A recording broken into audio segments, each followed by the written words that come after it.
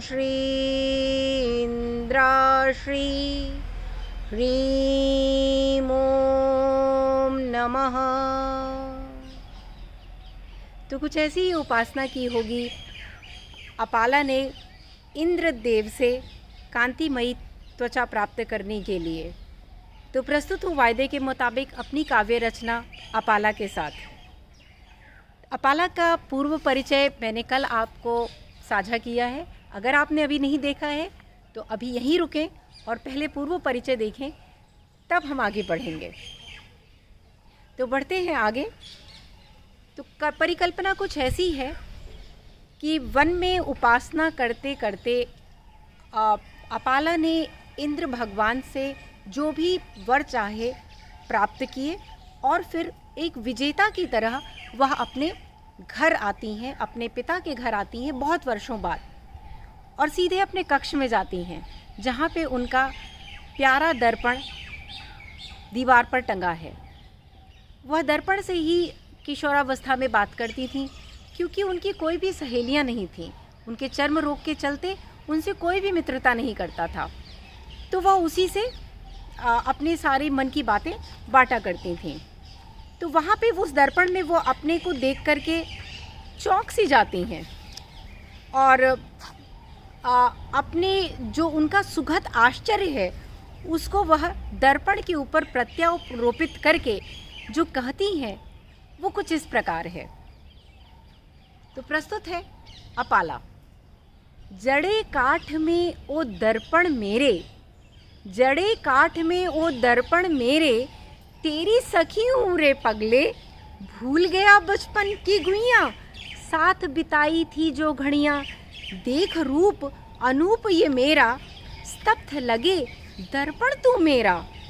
मैं हूँ तेरी वही अपाला, जिसको तेरे प्यार ने पाला, रूखी सूखी अपनी काया पर जब मैं नीर बहाती थी, देख कपाल बिना बाल भाग को कोसा करती थी, रोया करती थी जब आँखें बदरंगी मेरी चमड़ी पर, कहता तू हौले से आकर खोज अपाला जो छिपा है अंदर, हीरा प्रायः दबा होता है काले कोयले के अंदर, कितने अवसर पर खींच कर मैंने था तुझको भी मारा, हंस कर तुम फिर भी बने मेरा सहारा, मुझको मेरा अंतर दिखलाते, घोर तम में भी प्रकाश ले आते, हर भोर दिया तुमने संबल, थाम जिसे मैं निकला करती करती मंत्रों का अन्वेषण, साथ बांध कर समिधा लाती पिता का यज्ञ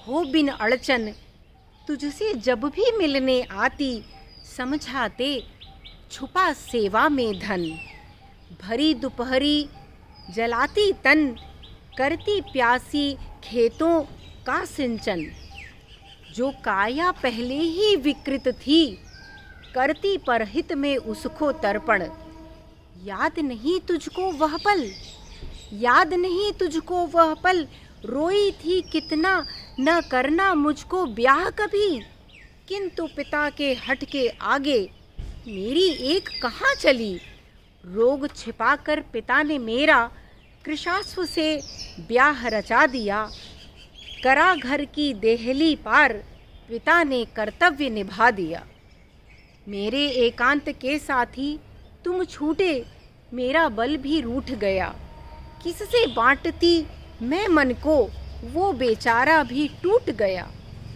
लड़कपन के ओ मेरे साथी हर बात सदा तुमसे बांटी, साक्षी मेरे विद्रूप रूप के कहाँ छुपा था तुमसे ये, जिस बगिया में थी जन्मी उसमें ही खरपतवार बनी, जो उखड़ी अपनी क्यारी से, जो उखड़ी अपनी क्यारी से वह वल्लरी बताओ कहाँ पनपी, जो अपनों में अपमानित है, जो अपनों में अपमानित है उसको सम्मान कहाँ मिलता, किए प्रयास अनथक थे मैंने, पालूं स्थान पति के मन में, जो वचन दिए जाते मंडप में, जो वचन दिए जाते मंडप में, वह कितने निभते हैं किससे, कुछ टूट कर दिखते हैं कुछ बिना ध्वनि किए टूटे। सुख में साथ निभाना तो उपवन की सैर सा होता, जो दुख में साथ निभाता वह ही सच्चा साथी होता। जो हाथ धरा पति ने करुणा से, जो हाथ धरा पति ने करुणा से, वह घृणा से था छोड़ दिया। स्निग्ध काय पत्नी ना पाकर सहृदया विदुषी को छोड़ दिया। ओ दर्पण बोलो मैं क्या करती, ओ दर्पण बोलो मैं क्या करती, वापस इस आंगन लौट कर आती या यज्ञ की समिधा बन जाती। नहीं चुने दोनों विकल्प, लिया अपितु यह संकल्प, जिसके कारण मिला घोर अपमान, उस रोग का खोजूं शीघ्र निदान।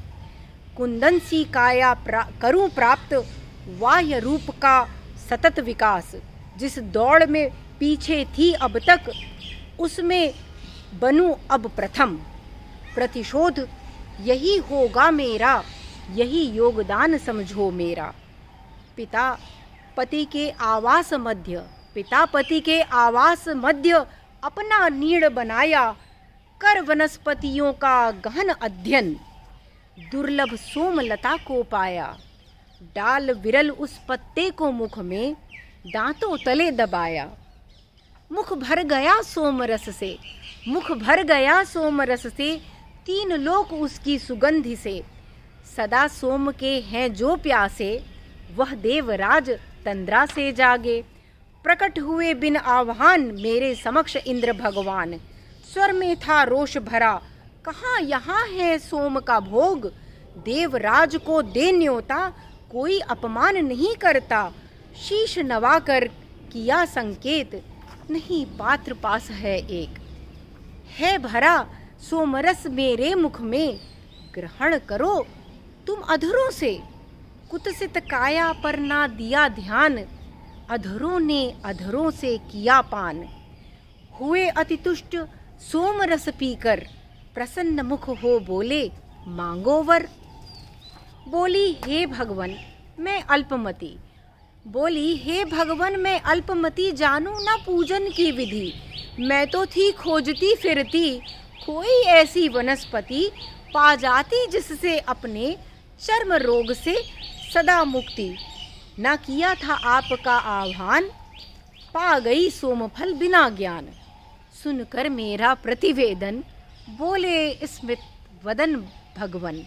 देवता ने आहुति कब मांगी, देवता ने आहुति कब मांगी, कब चाहा उसने है तर्पण। उसको तो जीत लिया उसने, उसको तो जीत लिया उसने, जिसका भी हो सच्चा मन।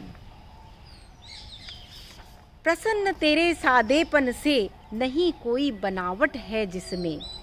कहो तुम्हें क्या वर दूं मैं, ना रहे शेष तेरी पीड़ा। देवराज के वचन सुनकर हुई स्तब्ध, मस्तिष्क हतप्रभ। सोच समझकर मैं बोली झटपट, कपाल पिता का बाल से भर दो, उनके खेतों को उर्वर कर दो, और अगर संभव हो मेरी काया कुंदन सी कर दो।